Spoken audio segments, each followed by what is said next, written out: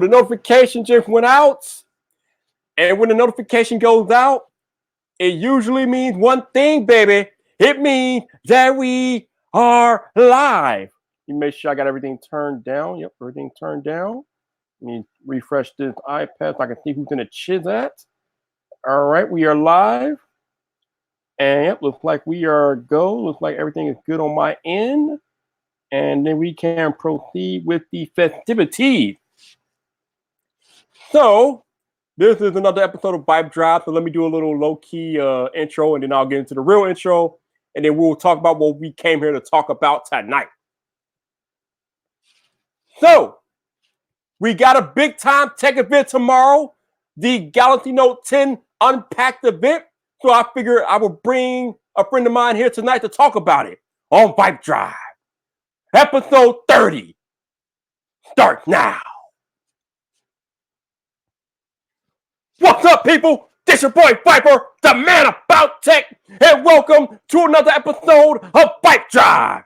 This is the podcast about tech hosted by the man about tech. And tonight, I am joined by my good friend, the man, the most generous dude in tech YouTube himself, Zach Talk Tech is here joining me tonight on VypDrive. How you doing, bruh? I'm doing good. Thank you for that intro. I forgot about the energy, and you almost blew up my ears. Oh, you already know we got to keep it real, man. We got to keep it real. Yep. No, Josh. I see Josh is acting in the chat here on the podcast. Did I get an invite to Unpack? Absolutely not. I'm not big time yet, but you know, maybe in the future I'll get an invite, but not right now. You'll be there next year. No doubt. We got Buzz in the chat. We got Apple Monster, Soulbot Tech. We got Josh Keona, Tim R. What's up, y'all? How y'all doing? But basically tonight on the podcast, like I said in the intro, I want to talk about the Unpacked event.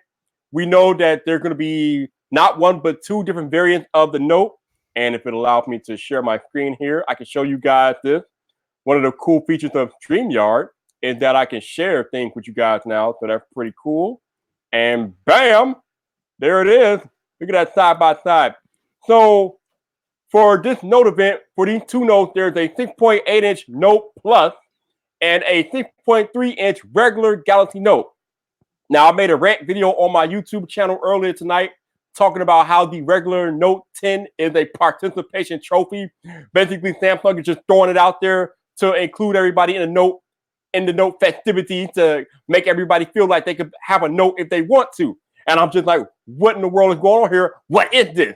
But Zach, let's take a look at the breakdown side by side between the Note and the Note Plus. So if I can bring that up, let's see. How do I switch over? I don't know how we switch over to that. Actually, that should be able to switch. Can I just say for a second, I really think StreamYard is awesome. StreamYard is definitely awesome. Okay, this is cool, man. Let me try to do this again. All right, I'm going to pull this up one more time and share this side by side. Bam, there it is. And there are the side-by-side specs. You got a 6.3-inch display on the regular Note 10. Full HD, not even quad HD on the regular Note. Only a full HD display. It still has a Snapdragon 855. You're still looking at up to 12 gigabytes of RAM if you want to do that. But the regular Note 10, as I'm calling it, only has a 3,600 milliamp hour battery, and it comes with a 25-watt charger in the box, so that's pretty cool. But then you look over here with the regular beefy Note 10 Plus 6.8-inch Quad HD Super AMOLED display. You got a 4,300 milliamp hour battery. You got SD card support, which you don't have with the regular Note. You got the Note 10 Plus can actually support 45-watt charging. I believe the regular Note 10 Plus or the regular Note 10 can support that too. But it's just the bigger Note 10 Plus has regular SD card support. It has a bigger battery, a bigger screen. And I'm just thinking to myself, why do we have a participation trophy model of the Note 10? In the past, if you wanted a Note 10, I mean, there was only one Note 10. You had to shell out the dollars for the Note 10 if you wanted to do that. But that's just how Samsung moved out with the Note 10. But now we got two models for whatever reason. Zach, what are your thoughts and opinions on Samsung having two models of the Note 10? Well, okay, so for years and years and years and years and forever, ever since the Note was first introduced, the Note's always been the best of the best of the best what Samsung could offer at the end of the year. Okay, so like best cameras, best screen, everything, right? So I think with how the market has changed, how consumers are being a little more frugal with their dollars, and what people are not changing devices every year, not even every 2 years, maybe every 3 years. Samsung's looked at this and said, okay, where can we cut some corners?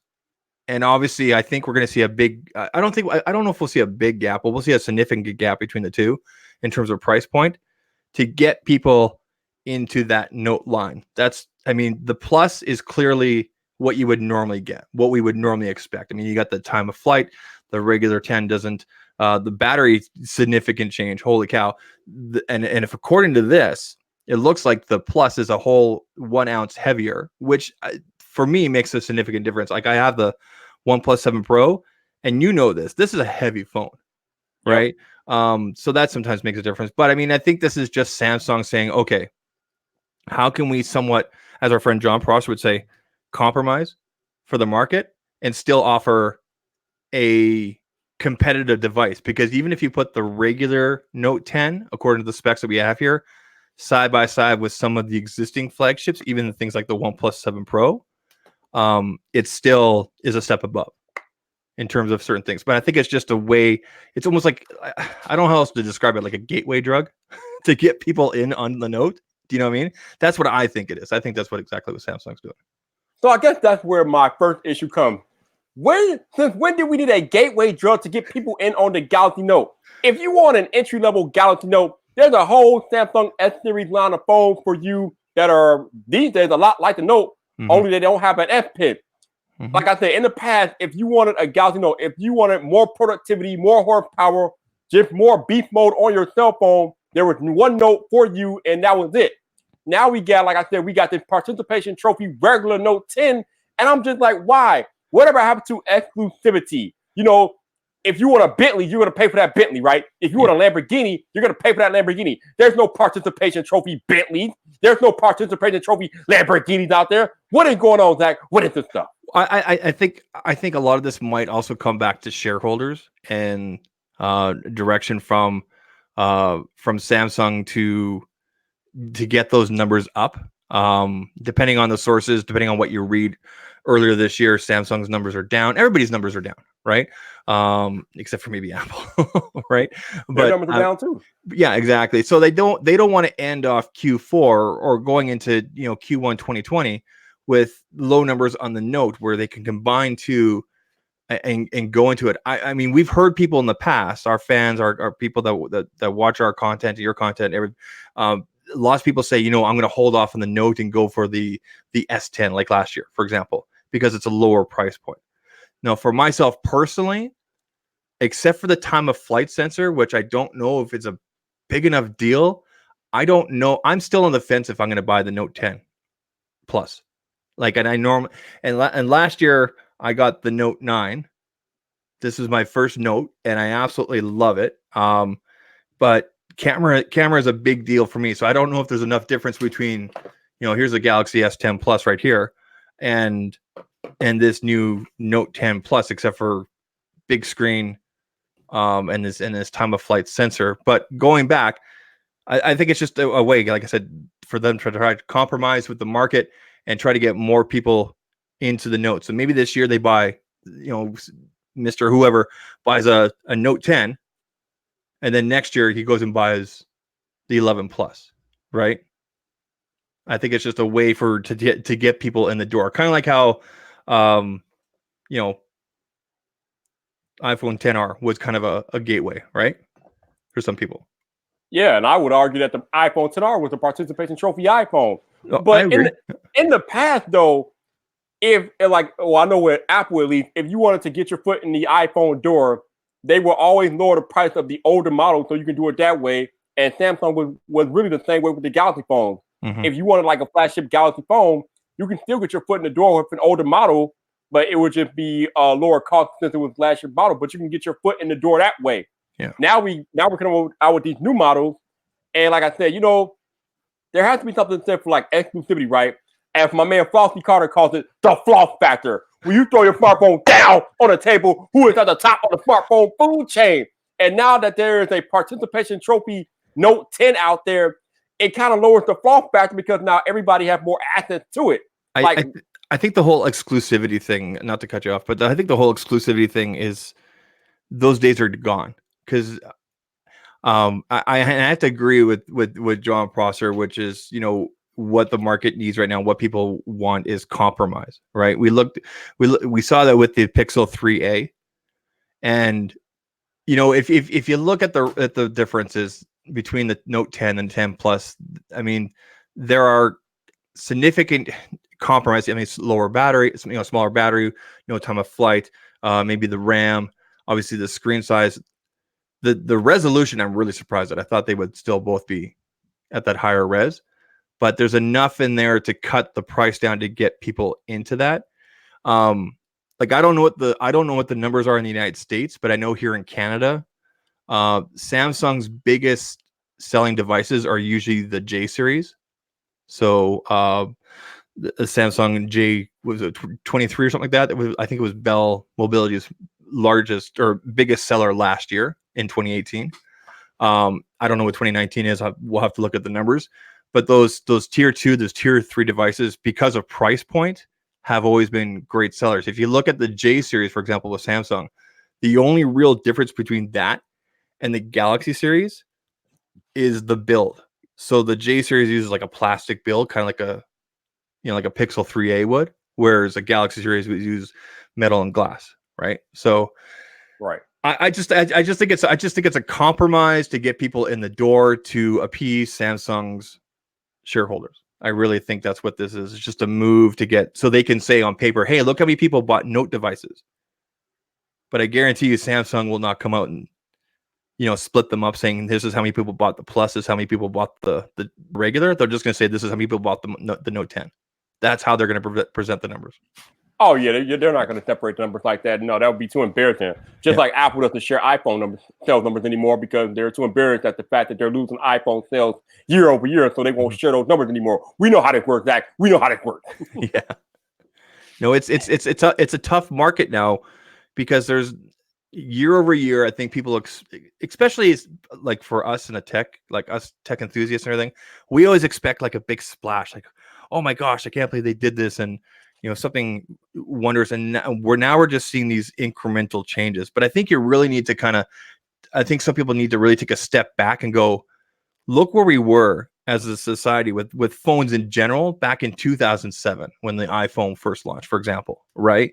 And how innovation has just changed in the last 10, 12 years, right? It really is kind of incredible if you want to look at it like that, right? Yep. But yeah, I think it's just a compromise to try to get more people in the door, for that Note series. Yeah, I would tend to agree with you. I think a lot of it has to do with shareholders and their expectations, and Samsung losing smartphone sales year over year, just like everybody else is. Mm-hmm. So they have to find a way to, like you said, to appease those shareholders and get more sales. And I think this regular Note 10 is a good way for them to do that.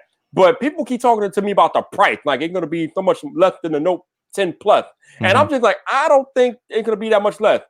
I think the Note 10 regular is going to start off at $1,000, and at that point, is it really necessary? At that point, like, well, okay. So, what's the speculation on the Plus? Like $1,200 US? Is that right? It is. Okay, so I think there'll be enough difference for some people to say, "Oh, well, I'm going to spend the extra money and just get the Plus," but there'll be enough difference for people to say, "No, I'm going to go with the regular." I think you are right. Where I think the regular will be like a $999. And of course, the Plus will be like a $12 or like $11.99 type price point, right? So, it's kind of like the OnePlus 7 Pro. It's perfectly balanced and perfectly priced for its price point, but you can spend $100 to $200 more and get yourself something with everything, right? I mean, think about it. The Galaxy S10e starts out at $750, and that's the entry level S10 device. So, can you imagine how much a regular Note 10 is going to cost? Yeah, it's still going to come. It's still a Note device, so it's still going to come with that premium price point, right? To make them in that category, right? But I think the regular Note 10 will be like a $999, like you said. Well, we got this awesome comment in the chat from Tim. It says that Samsung might be trying to get more business share with this entry-level Note 10, which is true. I mean, that could be the case. Like me and Zach were just talking about, a lot of it has to do with appeasing shareholders, and a lot of it has to do with getting the Note in more people's hands. So maybe that's the thing. But I don't know, man. It just seems like kind of dirty to me to have two different Note devices, have an entry-level, less spec down Note 10, and then you have the regular Note 10 Plus, which is the normal Note that would be released this year anyway if there was not a regular Note 10. So it seems weird. I understand logic. I don't know, man. It's just, let's try to look at this in the view of, I hate saying the average consumer or the everyday consumer, right? Okay. I mean, honestly, and we've seen this with like the iPhone XR. Okay. If you're a business, for example, and you need to get 25 phones for your staff, they're in and out of the office, this and that, and you decide to go with the Note series. Do you really need a 3K or 4K screen or whatever it is on the 6.8 inch? No, you'll probably go with the regular 1080 type screen. You still have access to that status. You're still going to have access to the same software and everything like that. You're still going to have access to the same sort of storage, great camera, everything like that. Things like that might matter within, like you said, the business world where people are buying multiple units. Because I have customers, carriers that take care of, like, construction companies, lawyers, this and that, groups of people, and every year or every couple of years, their customers will update devices, and they'll buy 20, 25, 30, 50 devices. And sometimes they'll go ahead and, they'll pick, for example, the iPhone 8 over the Plus because the price point, because it's still an iPhone. I think something like this for a business case, if say you wanted to get everybody on the Note devices, the Note 10 is going to be a perfect pick, for a group of people or something like that, because of price point, and you're still going to get a Note experience, but obviously it just sort of, again, a price point plays a big part. Yeah, price definitely plays a big point. Price is the sole reason why the iPhone XR is the best-selling iPhone out of all the ones that came out last year, because of that price. The iPhone XR was priced at $750, and then you got the iPhone XS starting at $999. So absolutely, price plays a big part. You were absolutely right about that. So I think when you look at through the eyes of someone that might be price conscious, or groups of people that are buying multiple devices, the Note 10 is going to be very appealing. Most people are not going to be able to tell the screen difference. I've personally asked friends and family, take a look at this video on my XR, and now take a look at it on my OnePlus, and then take a look at it on, I got so many phones, on my Galaxy S10 here, and most people couldn't tell the difference. It was just okay, because I just played like a regular YouTube video, right? So, and I'm not dismissing that having great screens is a bad thing. I'm not saying that. I'm just saying that most people probably can't tell the difference, or it wouldn't really affect their interaction with the device. Yeah, it's almost weird talking about this, because I think Brandon from Business Tech Today said that most people can't tell the difference between two generations of phones, and he's right. But I almost tend to believe like that Note users they're normally power users, and I would think that they would be able to tell the difference between different Notes and things like that. But Brandon's probably right. The regular Note 10 is not targeted at all for existing Note users or tech enthusiasts. There's no way. It's a gateway to get people into that Note series, or for companies that are deploying multiple devices that might be price conscious.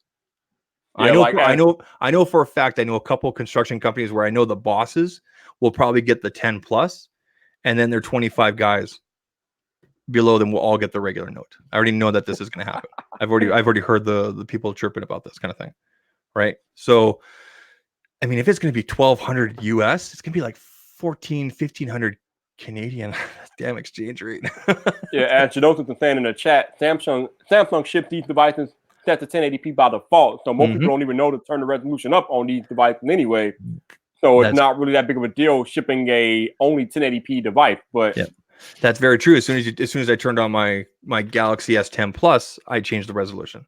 It came with the lower resolution. They do that to conserve battery power. Most people wouldn't even be able to tell the difference. Right. Yep. You're absolutely right. They do that to conserve battery and things like that. Mm-hmm. But like I said, again, for me, it just feels weird. I understand the business of it. I understand why they're doing it the way that they're doing it. But I mean, we're talking about the Galaxy Note 10. It wasn't that long ago, Zach, that there was a stark difference between the Note and the S series of phone. Oh, absolutely. The other way. But for whatever reason, in the last 3 or 4 years, Samsung is like, they shrunk the gap between the S series and the Note series. They made the Note series just basically a slightly beefier S series. Whereas in the past, the Note series used to be like at the top of the food chain. The S series couldn't even mess with it. So I'm not sure why that change happened with Samsung. I don't know how that philosophy came to be within Samsung's marketing and engineering department, but there has definitely been an ideological change as it relates to how Samsung sees the S series and the Note series over the past 5 years. Yeah, I know that last year, for example, when I got the Note 9, because I had the Galaxy S9 Plus before, when I got the Note 9, obviously the big difference I found right away was, okay, I have a stylus now, right? And I found some other quirks here and there with the software. Other than that, I felt this was very similar to the S9 Plus. In fact, as soon as the Note launches tomorrow, as soon as they announce it, we already know the prices of the Galaxy S10, S10 Plus, even the E will probably go down even further. So it's a good time to get those devices, right? If you want to save some money.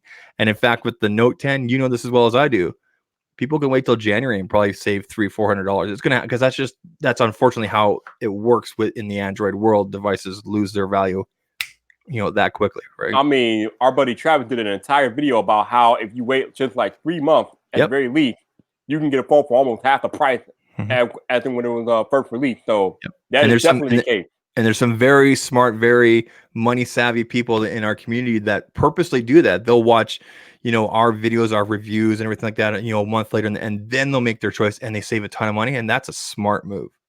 That's a really smart move. Yeah, because you always get early adopters and major tech enthusiasts and nerds. They always get bit by the early adopter bug. They end up paying like top tier dollar. They got to go through all the bugs and things like that. Whereas you just alluded to the smarter people, like the people that don't need the phone, like in the first 48 hours, they can wait like a month, 2 or 3, get a better deal on the phone, and then just keep it for however long they need it and go from there. So, are you planning on picking up one yourself? I am not. No. I'm still on the fence. I'm not normally this indecisive, but there's not enough differences, especially in the camera department, that we know of right now. Right. For me to go, yeah, I'm going to get it. Now, if they wow me tomorrow and everything like that, which I doubt, then yeah, I'll jump on it. I would definitely look at getting the Plus model. But as it stands right now, I'm still on the fence. What is Andrew? So, Brandon saying here? He said it seems like a big change in the industry is to make whole suite of phones at various price points. We see that from Apple with the iPad, now their iPhones. Samsung is following along, which Samsung normally does. So it's almost like just throw everything out there and see what sticks to the wall. Really, that's what they're doing. That's kind of where we're at, and I think, how do I word this? For the longest time within the tech niche here, there's channels that are dedicated to tier 2, tier 3 devices. Okay, but the majority of tech people that are reviewing phones are doing the flagships. They're doing the iPhone. They're doing, the LG flagships. They're doing the HTC flagships. They're doing the Samsung flagships, right? But as I told you before, one of Samsung's biggest sellers here in Canada and down in the United States, but here in Canada, was the J series, because it's a tier 2 device that comes at a much lower price point, sometimes free or $100 on a contract or whatever, right? So I think we're going to see more and more companies kind of making that compromise and cutting things here and there. Look at Google with the Pixel 3a, right? That was a complete hit, right? So if anybody, and we know what's kind of funny right now, here in Canada right now, this is Canadian pricing. Here in Canada right now, the Pixel 3 is $599. The 3a is $549. It's $50 less. Wow. Right? So that's how much they've reduced these prices and everything like that. But of course, when the 3a first came out, it was obviously a lot less, right? I've had friends and family come to me, in the last couple of months saying, what should I get? And I'm like, well, what operating system? Like, well, I like Android. And I said, well, if you want an awesome camera, if that's key to you, get the Pixel 3a. If you want a full experience, get the 10e, right? And if you want everything in the, the kitchen sink, look at the 10 plus kind of thing, right? So, I think we're just going to see more and more compromise and things cut here and there. Here's what I don't get about the 10 plus. I'm gonna go Jason T. Lewis complaining here. Why'd you take out the headphone jack, especially on the plus? You can't tell me you don't have the room to put the headphone jack in there. There's still people that want that headphone jack. I want that headphone jack. I mean, I got some awesome wireless headphones and everything like that, but the quality is not there. But it's such a shame that it's good that Samsung held out as long as they did with the headphone jack, but it sucks that they're finally taking it out. Yeah, that's another move that just like perplexes me. Why on earth did Samsung take out the headphone jack? Why? Like, what are you doing? Like, what is the gain? Like, what are you trying to do with that? I don't know if they'll address it directly, saying, here's why we took it out. They'll probably do one of these little fancy cutaways, kind of like showing the internals and everything like that. And, we put this battery in here and this and that. That's going to be kind of the usual excuse and everything like that. And I understand that there's a segment of people who say, who move on, the headphone jack's not needing everything. But there's even bigger segment, including people outside of our niche, people that are not tech enthusiasts that still want that. There's multiple uses other than headphones. We've seen, Rode, for example, has their mics that plug into the headphone jack, right? Things like that. So there's still a need for it. I mean, look, Apple still puts a headphone jack on their MacBooks. Yep. So yeah, I just that's fine. I mean, as long as they're going to include an adapter in the box, or maybe even give people free wireless, then that's fine. I think people can move on from that. But it's such a shame that they held up for so long. I think that's one of the things that really attracted people to Samsung for the longest time, is that headphone jack thing. And I think there will be a segment of everyday users, average users, that they're going to go upgrade their phone, and that's going to be a key feature for them. Like you and I, we like to have a good camera, right? And there's going to be that segment of people that are going to say, well, I need a headphone jack. I want a headphone jack. And they're going to go look at an LG or an HTC or an Asus or something like that. Yeah, that lack of headphone jack is going to be a deal breaker for a lot of people, because, again, the Note 10 used to be a productivity beast. I mean, if you had to take care of business, if you want to do like creative things, the Note 10 was the phone for you. Hell, it comes with a stylus, it comes with an S Pen. Yeah, yeah. But now you go removing some of the creative features like the headphone jack. And like you said, Zach, people are going to be looking to other phones to get those features back, because the Note 10 doesn't offer what it used to.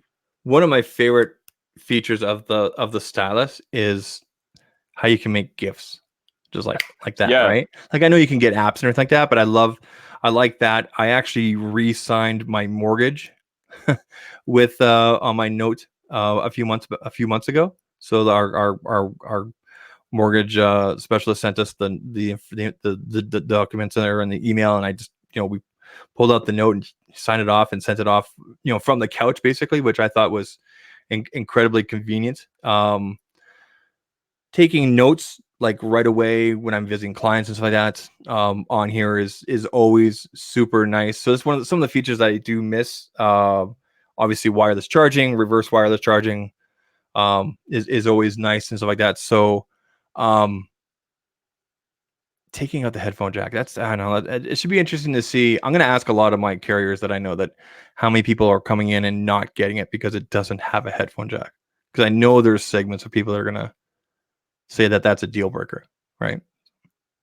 Yeah, I mean, like when you move a productivity feature like that, that's a problem.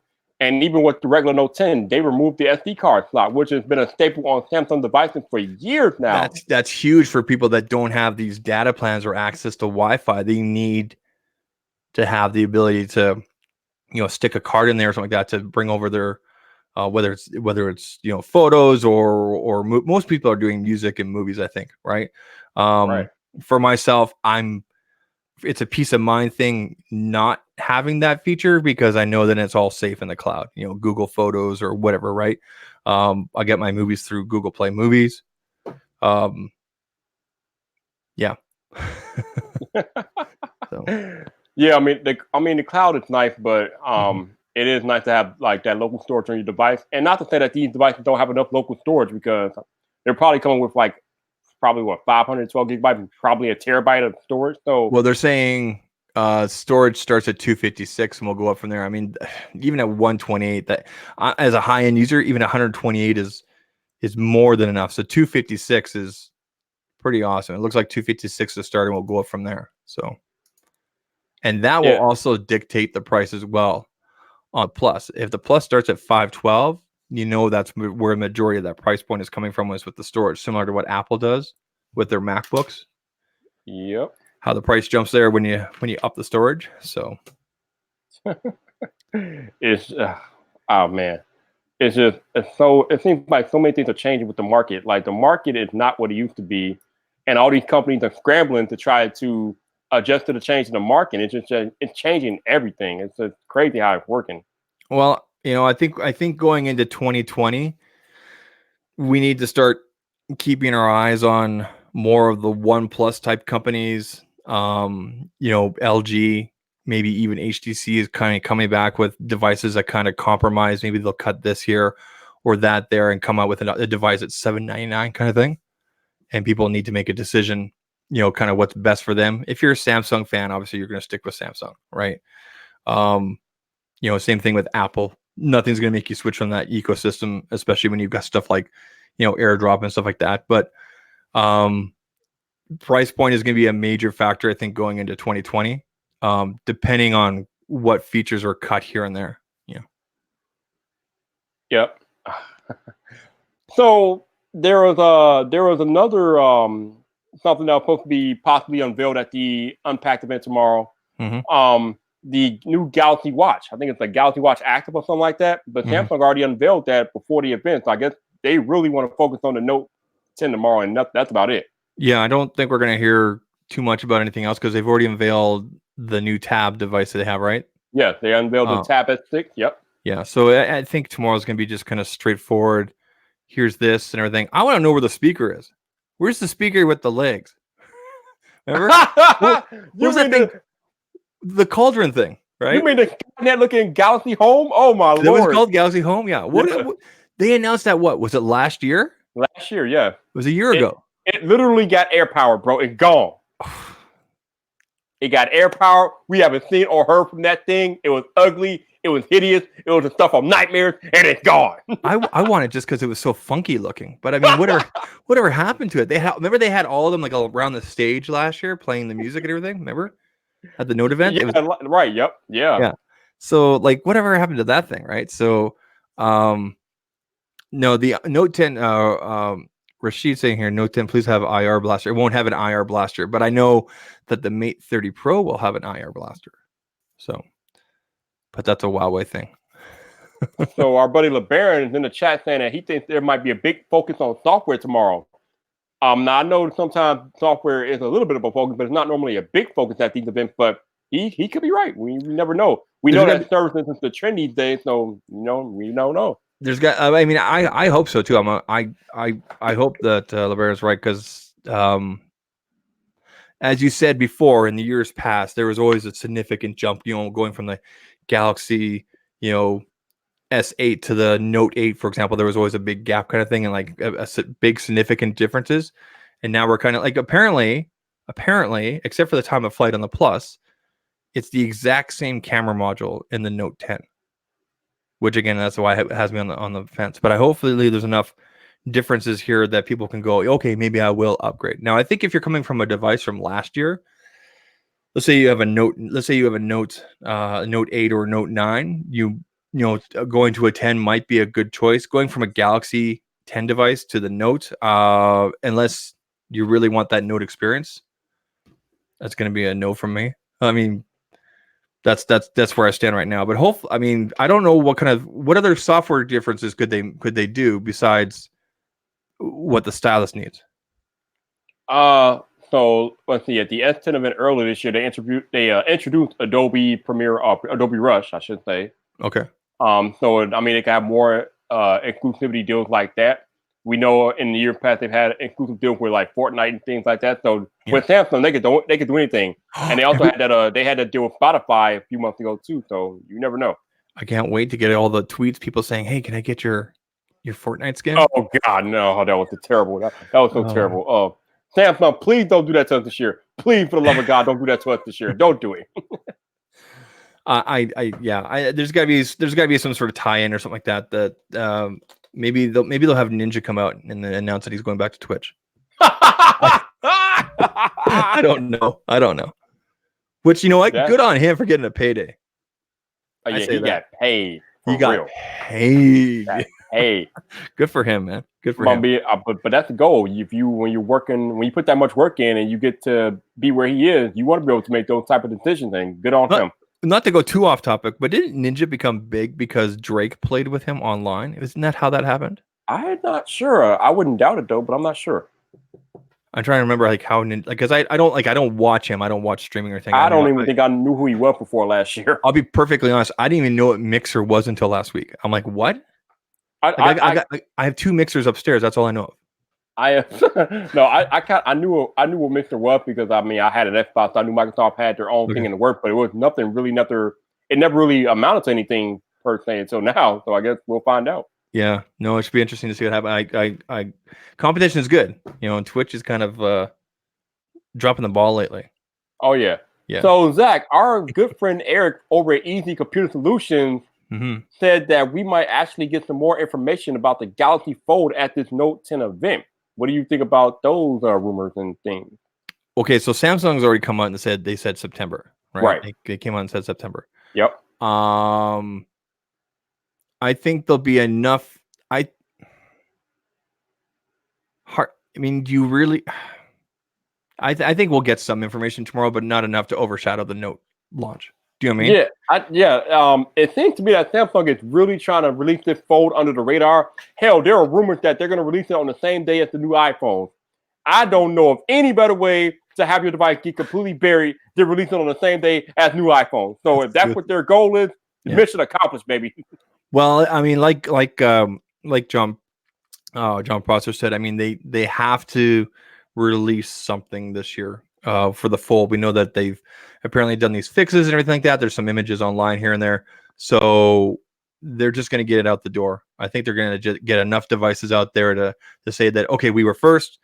And then, it'll be one of these things where, if you're a consumer, you want to look at the second generation kind of thing. There's no way I would buy a first gen, not a first gen folding device like that, especially at that price point. I can't in good conscience recommend anybody rush out to get a Galaxy Fold this year. Just don't do it. Don't do it. And like Zach said, they're actually still keeping it at the same $1,980 starting point that they were going to release it at in April. Like, what? Yeah. Really? And that goes even hand in hand with like 5G devices. I would say don't even look at 5G, not even next year. Wait till the network is installed and then maybe 2021. Already know how I feel about this 5G thing in 2019. Like that's it. Don't waste your money. Don't. It's a trap, and don't fall for it. If you're like, for example, our friend Jason, Painfully Honest Tech, is in the middle of nowhere, Iowa, right? He's not going to get 5G till they're saying 2022. Right. There. So there's no point. And really, when was the last time you were on your device and you went, oh, so slow with most networks? So right? I have a 5G device in my hand here. I got the LG V5010Q 5G, and I work in a 5G area or patch up a 5G area. So let me tell y'all about how good 5G is right now. There's a 5G node on the block that I work on, right? So I went outside and I did a speed test. I got about a gig down, right? I went across the street. Tell me why when I ran the same speed test across the street, I got 300 down. Yeah, now, you literally have to be like next to the antenna, right? Right there. Now, that's not saying that 300 down is bad, but when the signal degrades that quickly, just by me walking across the street, that tells you everything you need to know about 5G and how viable it is right now. And that's not to say viable. And that's not to say that 5G is bad. It's just that we're in the infancy. Like it's not even born yet. It's barely even half a year old yet. it's barely crowning. It's not even a toddler yet. It's like a newborn, like 5 months in. Exactly, right? So I mean there's gonna be the naysayers of this and that always have an argument, but I mean, I think you just have to look at the evidence, right? And I think even Mr. Mobile even did a similar thing where he said he was literally across the street, and then when he went back over to the building where they were doing everything with the devices, the speeds picked up, right? So Yep. yeah, it's when it comes to speed on a device, I don't even think about it anymore because I've never complained with it, right? And I'm with so my internet provider here in Canada, I'm with a company called Shaw, and they have these Shaw Go, they call them Shaw Go Wi-Fi hotspots like all over the city here. So I'm very rarely even using data unless I'm traveling, kind of thing, right? Right. And their Shaw Go Wi-Fi is very fast and everything like that. So I've always been happy with that. So yeah, 5G is just a marketing thing for now, is in my opinion, until they can get it basically where we are right now with existing, right? So Yeah, the 5G is still probably at least another 2 to 3 years off from being actual something that you can actually use and see and experience. But it's exciting what it'll bring to the table in terms of autonomous vehicles and obviously data transfers and this and that, and all the other applications for kind of thing. So it's exciting what it can do, but we're definitely just in the infancy of it. I think I would almost say that right now, as tech enthusiasts, we're kind of jumping the shark with it, kind of, right? Like we're just getting a little ahead of ourselves, which also brings me to, I can't believe people are talking about, like, nobody's talking about this year's iPhone. They're talking about next year's iPhone. No. It's so bad, Zach, that they're talking about the year after next iPhone. No, not this year. No. Who's doing that? Not 2019 iPhone, Zach. Not 2020 iPhone. They're talking about 2021 iPhone, Zach. That's how bad this year's iPhones are. I told y'all a few weeks ago, y'all can skip iPhone 11. I was not joking. I am the captain of Team Apple, and I told y'all you can skip iPhone 11. There's nothing major happening with this year's iPhone. The iPhone that you want is coming next year, 5G. There's all type of new camera technology thing coming to next year's iPhone. Sit out a year. It's not worth getting this year. What are your thoughts? I saw your video about the the fingerprint and so Touch ID and Face ID. I saw John's video this morning from Page Tech and everything. Yeah. What are your thoughts about Apple bringing that back, possibly 2021? In my video, I mentioned that Renee Ritchie actually did an excellent video about why Touch ID will return. And in that video, Renee was talking about how Apple would kind of unify Face ID and Touch ID into one like omnipresent, all-knowing biometric type of authentication system. If Apple is planning on doing that, that would be absolutely amazing, because then you wouldn't you wouldn't have to keep authenticating to unlock your phone. It would just stay unlocked as long as certain thresholds are met. So that is pretty exciting if Apple can pull that off, and there's no reason to believe why they couldn't pull that off. I don't think it's as simple as bringing back Touch ID alone, because Apple has bet the house on Face ID, so why would they go back to Touch ID unless they wanted to unify both of the experiences into this all-knowing system?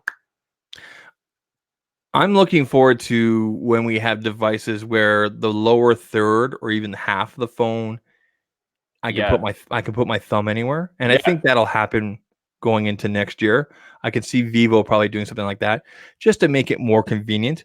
That'll be an optical sensor, most likely similar to what we have on the OnePlus 7 Pro. I don't know if that can be done with ultrasonic with the existing technology. I can tell you this, that the ultrasonic on the Galaxy S10 Plus it's finicky, right? It's terrible.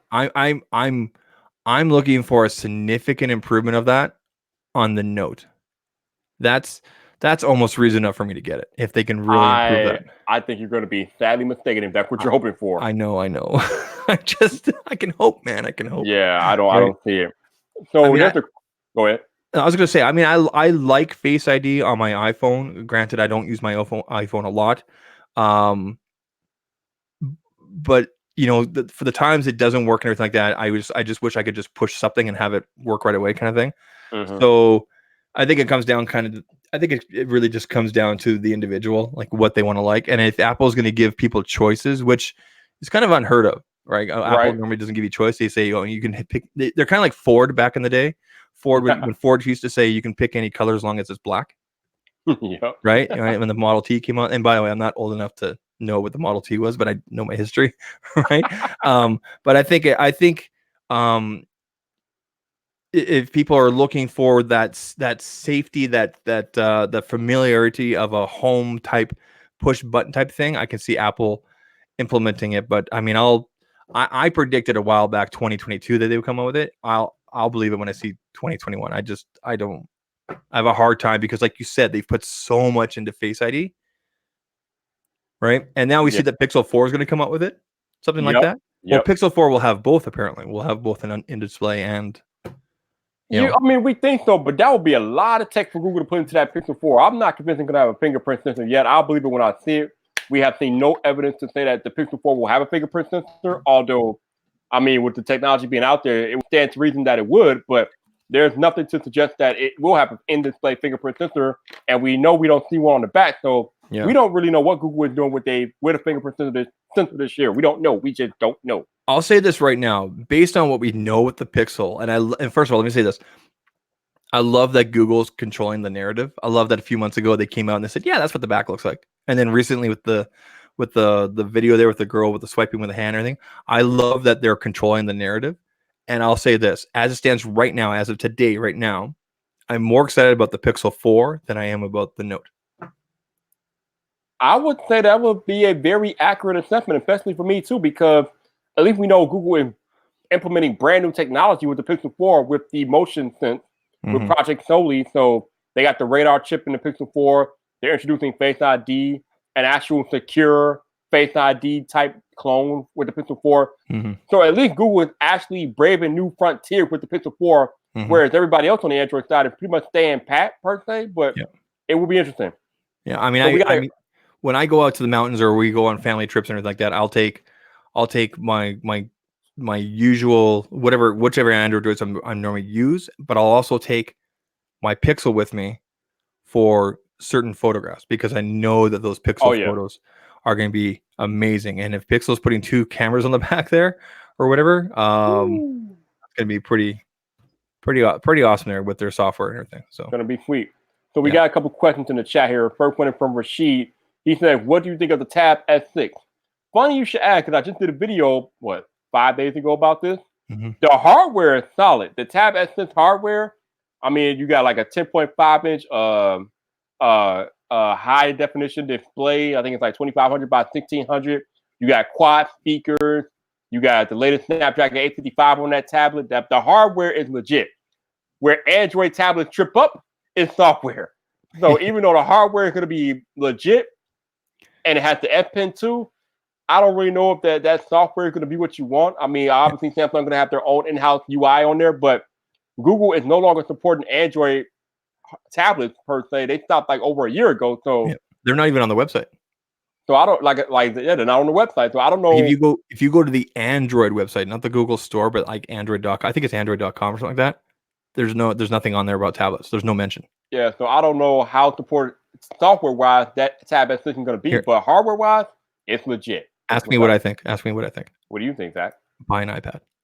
That's a good answer. Buy an iPad. I'm serious, man. I mean, I'm not even an Apple guy, but I love using my iPad on its own. I use my iPad more than I use my iPhone for the creativity part. My kids love using it for drawing and everything like that, for doing thumbnails. I've got the OEM keyboard on there. I've been doing some side video projects here and there using LumaFusion, and I absolutely love LumaFusion. They're amazing. Yeah. Right. So like that is I'm talking about the iPad Pro, obviously. That is I mean, I'm sorry, but Apple owns the tablet market. I got one right here. There you go. The OEM keyboard. It is legit. I do my thumbnails on here too. Amazing. Boom. There you go. Yep. So Ronaldo wants to know, what's the best big phone for 2019? What do you mean by best? Yeah, best is pretty subjective. I mean, obviously we got the Note 10 coming tomorrow. The OnePlus 7 Pro is a damn good phone. I'm gonna say for value for money, for dollar price point right now, like as of right now today, the OnePlus 7 Pro is probably the best way to go if you're price conscious and you want to have almost all the bells and whistles. Otherwise, I'm gonna say if camera is important to you, 3A or 3A XL, or 3 or XL, Yep, or if you're a Samsung fan, the 10E, right? I mean, those are going to be my recommendations right there. So, but overall, I mean, if you're just posting to social media, Facebook, Instagram, Twitter, and you're just kind of doing everyday things like that, and camera's not a huge point for you, there's nothing wrong with the camera in the OnePlus 7 Pro. But it does pale in comparison to what the 3A can do, or Pixel phones. I think pale is pretty generous there, but You think it's gonna be generous? I'm thinking generous. So he said best phone, big phone overall. He's not price conscious. So if you're not price conscious, the Note 10 Plus is it, dude. The Note 10 Plus is gonna slaughter everything, dude. Yep. I mean that's your best bet. The Note 10 Plus will be the best big phone, spec wise, feature wise, that comes out this year. Nothing's gonna even come close. Samsung kills it with the Note every year. This year will be no different. If you are price conscious and you still want the best of the best Note, get the Note 9 from last year. There's still nothing wrong with this. Yep. I still really like using this phone. So I mean, there's definite options out there. I mean, really, honestly, if you put these, do yourself a favor. This is for people in the chat and everybody listening. You go to a website like GSM Arena, for example, and put devices on their compare sheet side by side. The incremental changes year over year are. I mean, how many times have I done a comparison on my channel where I took photos with different phones? And I mean, we've even seen like people like Marquez do this. I think Mr. Who's the Boss has done things like this, Mr. Mobile, but they put the photos like side by side or one after another, or A, B, C, D. And then you end up picking, what you thought was, say, for example, the Galaxy S10 Plus, and ends up being like, the 10R, for example, right? There's not a lot of difference, when it comes to, we really are in an era of kind of nitpicking, right? So, I mean, Marquez did a whole blind camera test last year where the finalist was the Huawei Mate 20 Pro. It was the 20 Pro, yeah. And the with the Pocophone. Yeah, Pocophone came up there too. Yeah. Bro. Well, even Jonathan Morrison did a thing with, remember, he had all these people go and check out the photo. I think were they checking out the screen or the photo? I can't remember what, but it was a blind thing. Yeah. They're checking out the screen, yeah. Yeah, and everybody picked out the Pocophone, right? Yep. So, sometimes you can't trust your eyes. Yeah. So, we got a Tim R in the chat says the Note 9 is still his favorite phone ever, even over the Galaxy S10 Plus. Wow. I can see that. Yeah. I still like using it sometimes. Having that fingerprint sensor on the back it's convenient. It's easy. Yeah. I mean, I never had any false touch problems with this compared to my S10 Plus. Let me stop you right here, Ronaldo. Oh. Let me stop you right here. Ronaldo said he thought about getting the iPhone XS Max. You said the best big phone. I am the captain of Team Apple, Ronaldo, and I'm telling you that the iPhone XS Max might be one of the worst big phones ever. Don't do it. Just save yourself the headache. Get an Android, bro. Get a Note. Don't. If you want a big phone that actually works and the way a big phone is supposed to work, go get a Note or get an Android. Don't get an iPhone. Don't do it. Are you using any beta software on any of your iPhones? On the iPhone, no, but I am using iOS 13 on the iPad. How's it? You finding it as buggy as I've been hearing? It's buggy, yes, but when it's not buggy, it works well. I love it. Nice. Do you think Apple will, during their announcement, so they're going to announce, these guys right here. Do you think they're going to announce that, we've optimized it so that apps work properly on the bigger phone? Do you think that's something for them to announce or show off kind of thing at their... Well, it's not really up to Apple for the app to be optimized. That's up to the developers. I mean, and probably not. I mean, developers have been. I mean, the aspect ratio is not going to change. So if the app's not optimized by now, I mean, that's the only developer. Let me rephrase that. Does Apple give the proper support to developers to make their apps fit and everything like that for the bigger devices? Do you know if they do or not? Or I mean, I don't. I guess I'm not a developer, so I wouldn't know firsthand. But I couldn't imagine that they wouldn't. Okay. I mean, I would hope so, especially considering they make developers pay a $100 annual fee to develop for iOS. So they better give them all the support they need and then some. Yeah. And then they end up taking 30%, which is not a lot. It's not a lot. Right? Depending on how much, depending on how much you make. Yeah. Yeah. We've talked about that before. A lot of people complain about that. Oh, yeah. We have definitely talked about that. Seems fair to me to have access to that kind of audience. Right. So. Oh, you kidding me? What? Where we at? Like almost 2 billion Apple device owners out there. 2 billion almost. Whew. Ridiculous. Yeah. Stop it, man. Yeah. So Ronaldo says he should go to a smaller phone if I go iPhone. Yeah. If you want a big phone, iPhone ain't it. Yeah. But if you just don't. I mean, don't get me wrong. I love iPhone. iPhone is still my phone of choice. iOS is still my jam.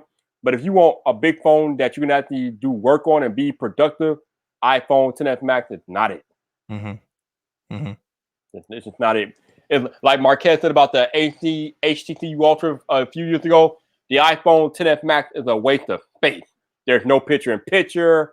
There's no actual multitasking. It's stuff that you can actually do on the iPad. For whatever reason, they won't put it on the iPhone. I don't understand it. It drives me crazy.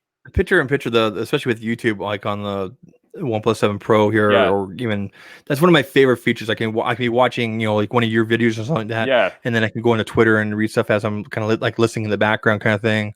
Or like it's such a useful feature, especially when I have a bigger phone. I've tried doing it on some of my smaller Androids. It's not as nice.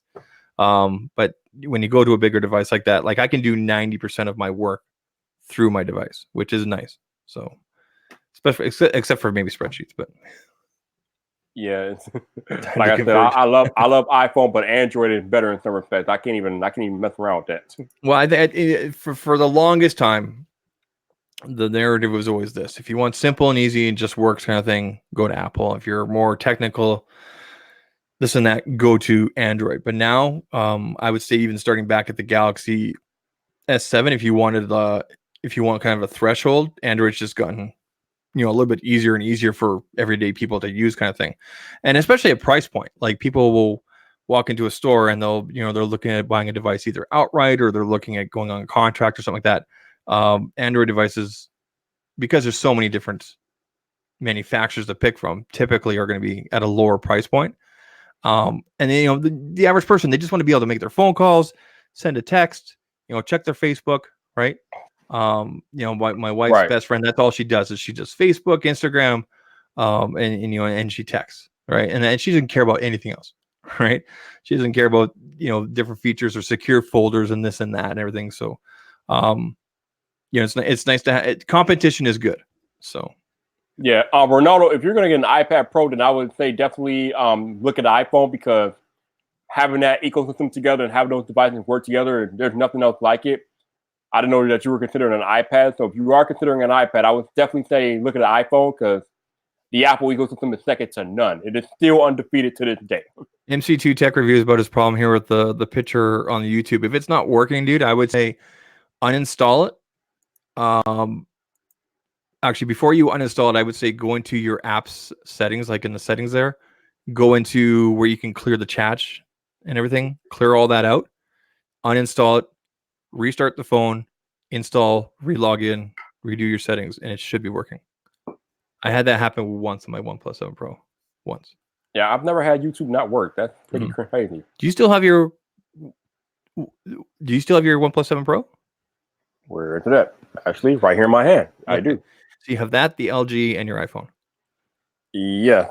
Okay. And the Pixel 3a XL. Are you still getting regular updates on your OnePlus 7 Pro? Or is that done through T-Mobile?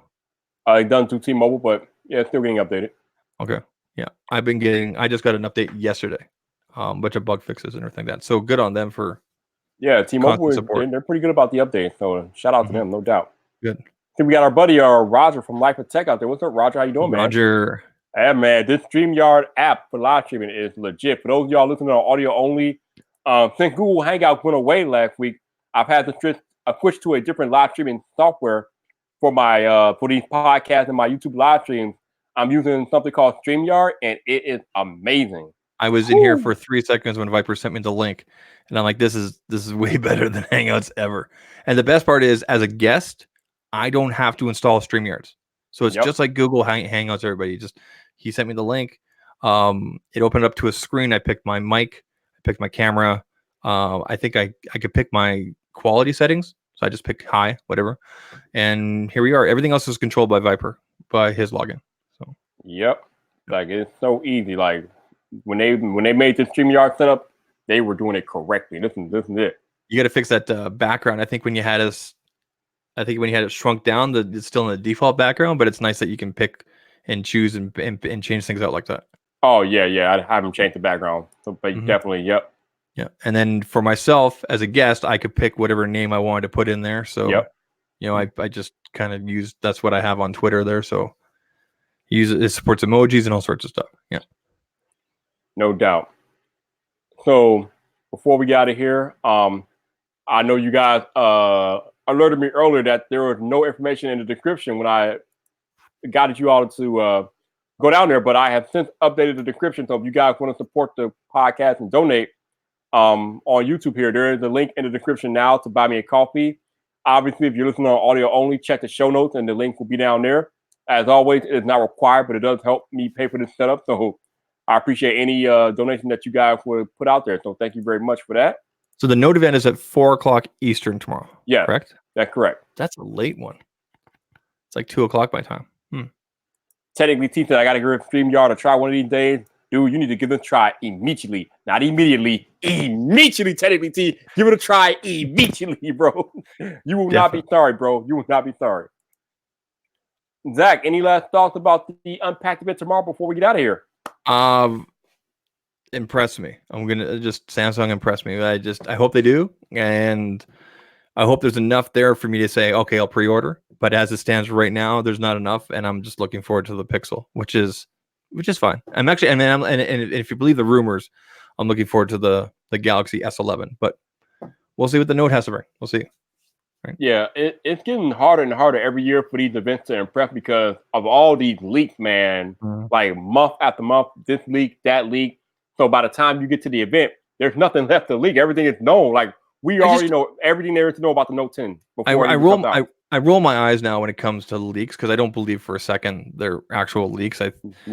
There's something behind it on Samsung's end and everything like that. And every company does it as kind of a litmus test to see, how people are going to react, especially on the tech niche side for us, right? Like my sister doesn't sit around waiting for leaks, right? She might see something on the news if it makes it to. But honestly, when was the last time you watched like mainstream news and you heard about leaks? Never happens, right? Never. They always report, what's official kind of thing. So, I mean, we'll see. I think spec wise, we won't be surprised. Hopefully, like LeBaron said, we can be surprised with some software stuff here and there. And Gio knows the smells. That's crazy. I'm coming out the Okanagan. We're gonna go for beers, and he's gonna buy. Sounds like a plan, man. Zach, it's always a pleasure, man. Always a pleasure. Thank you for having me on. Appreciate it. Let the people know where they can find you before we get out of here. Zach Talks Tech, all one word, on all the social medias. It's the same name. So Twitter, Instagram, Facebook. I don't have a Snapchat because Snapchat sucks. I'm thinking of doing TikTok. We'll see. Oh, you're gonna go to that TikTok? I don't even know what it is. Huh? I'm just kidding. I don't know what TikTok is. Now, when he says Zach, he means ZAK. Of course, I'll have all this information in the show. No. I mean ZAK. ZAK. ZAK for those listening at home. I'll have this information in the show notes, so be sure to go check them out at the information down below. But other than that, that is it for this edition of VypDrive. I will probably have a recap video on my YouTube channel tomorrow, recapping everything that happened at the Note 10 Unpacked event tomorrow. So be on the lookout for that. I'm still doing a video every day in August. Today's video. Are you gonna live tweet tomorrow for the event? I don't know if I'll be able to because I'll still be at work, but I'll see what I can do about that. I can't make it to the meeting. Well, there's no meeting. It's just like at 3:00, I'm getting ready to like get out of there, and I get off at 4. It's just interesting, but we'll see what happens. But anyway, thank you guys for tuning in on YouTube. For those of y'all listening on audio only, thank you again. Like I said, check the links in the show notes for exact information. If you want to donate, check the information down in the show notes. That's it. But until the next time, people, this your boy Viper, the man about tech. You know where to find me. So come back for more.